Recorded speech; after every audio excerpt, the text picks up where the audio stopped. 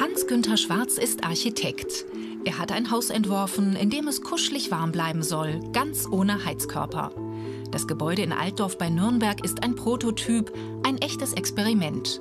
Vieles hier ist ungewöhnlich, fällt aber erst auf den zweiten Blick auf. Die super dicken Außenmauern zum Beispiel, 75 cm dick. Fast doppelt so dick wie gut gedämmte Wände üblicherweise. Energie gewinnt das Haus durch eine kleine Windkraftanlage. Aber vor allem durch Photovoltaik. Die Platten sind wie Dachziegel verlegt. Die Energieidee dahinter ist neu. Der Solarstrom von diesem Dach wandert in einen massiven Speicherblock aus Ziegeln. Wenn der versteckte Esstisch hochfährt, kann man ein Stück davon sehen. Die Ziegelschicht liegt unter dem kompletten Fußboden aus. 70 Tonnen wiegt dieser massive Block. Darauf verlaufen Heizkabel. Der Solarstrom vom Dach heizt sie auf bis zu 40 Grad auf. Diese Wärme gibt der schwere Ziegelblock nach und nach ganz langsam ab ins Wohnzimmer. An der Oberfläche kommt an eine Temperatur zwischen 22 und 27 Grad. Das ist genau das, was man eigentlich behaglich braucht, um wohnen zu können. Bisher funktioniert es gut.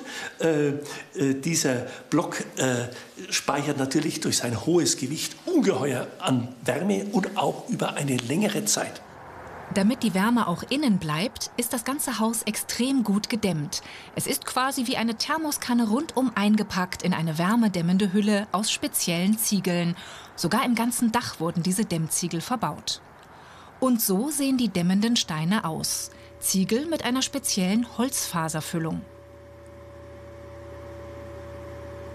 Das ist ja das, was man immer möchte. Man möchte gerne den Überschuss an Solarstrom im Sommer, den möchte man sich für den Winter aufheben. Aber es geht eben nicht.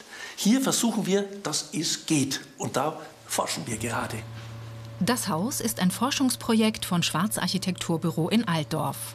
Seit Bauende im Oktober 2023 prüfen die Experten, ob ihr Konzept aufgeht, notieren alle Werte. Belastbare Daten für den Winter stehen noch aus. Eine andere Idee für ein Haus ohne herkömmliche Heizung kommt aus Bayreuth. Die Firma Thermoheld stellt hier Heizfarbe her.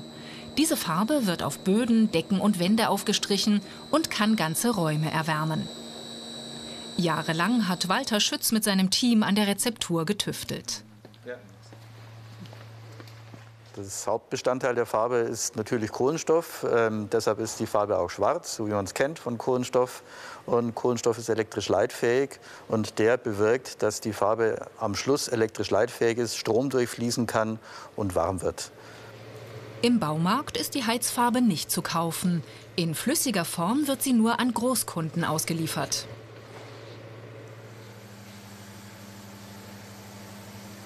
Damit sich private Bauherren leichter tun mit dem ungewohnten Heizsystem, trägt die Bayreuther Firma die Carbonfarbe auf Trockenbauplatten auf.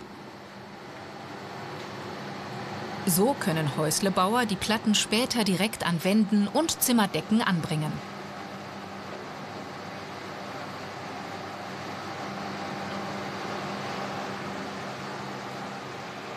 Auch Fließstoffe beschichtet die Firma. Durch Kupferbänder fließt Strom bei einer angelegten Spannung von 24 Volt. Die Farbe leitet den Strom und erwärmt die Fließschicht auf rund 40 Grad. Die Wärmebildkamera zeigt die warmen Flächen an. Familie Kohler aus Eckersdorf hat das System ausprobiert. Früher standen in ihrem alten Bauernhaus Nachtspeicheröfen. Nun werden die Kinderzimmer und ein Bad durch Heizfarbe warm, seit mehreren Jahren schon.